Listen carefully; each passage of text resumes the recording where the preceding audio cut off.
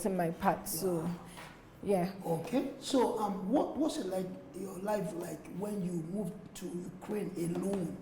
Nobody to monitor you, no daddy, no mommy to watch you. You had a free life to live. So. Okay, yeah, so it was a place filled with uncertainty, but like I'll always tell people, before you get any phase in life, if you have God in you, God will prepare you. Okay. God always orders the steps of his own. Okay. So I did 2 years in Nigerian university, which I would want to call my preparatory ground, because there I got to meet people that were exposed to all sorts of things, and God was still able to help me to guard myself. And like I tell people, there's a prayer that I never stop praying, even till now. There is hardly a place I go to without saying, God, please guide my path. God, please bring the right people my way. I'm going to be meeting new people that I haven't heard of. I don't know anything about them. But I don't want to make mistakes of being friends with the wrong people, being friends with people that will make me go astray or make me fall out of God's will and plan for my life. So that worked. When I was in in Nigeria, when I was still in Unizik, I made the prayer too. So I had friends, I had people around me, but I still had the very ones that were there to guide me. So when I got to Ukraine, it was the same thing. I remember, because I actually had an encounter with God before, during my whole visa processing phase and all of that. I prayed so hard, and I just knew that God was with me. So by the time I got there, I already prayed that, God, please bring the right people my way.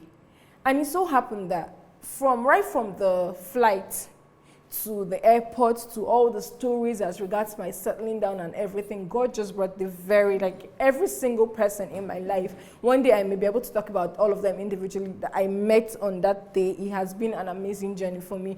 And so I immediately met people that would be there and would want to hold hands with me and pray. See, Ukraine is a place that you can live whatsoever life you want and nobody cares. It's a place where no one cares.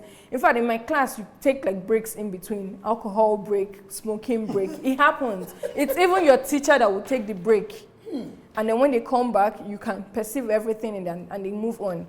But then at the end of the day, is that what God wants for you?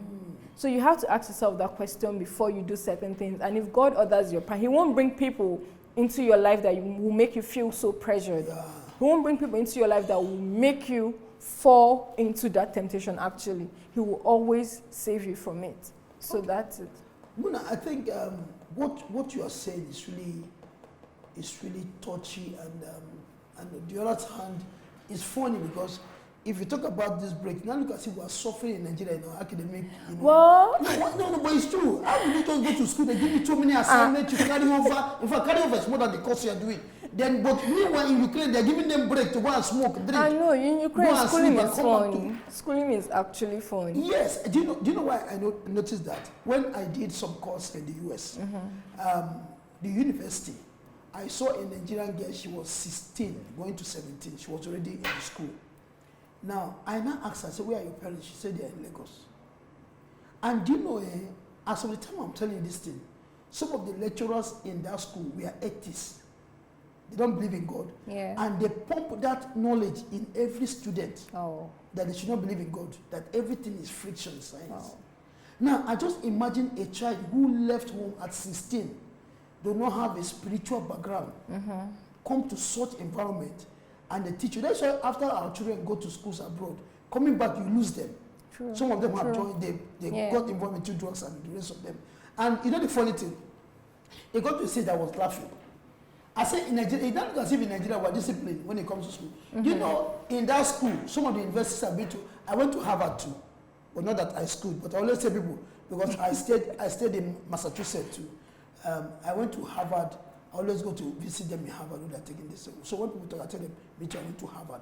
But you know, some of these universities in the US, I was shocked that you come to school, you see again wearing boxers and spaghetti hand to class with bag, boxers.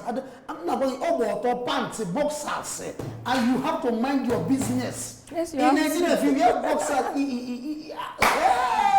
why you are finished? Your parents, they'll snap it as to your parents. But you see, dear, because they have law that guide all those things. I'm so touched when you said you went through all these things, but God's love guided you through all these things and helped you to overcome all the temptations.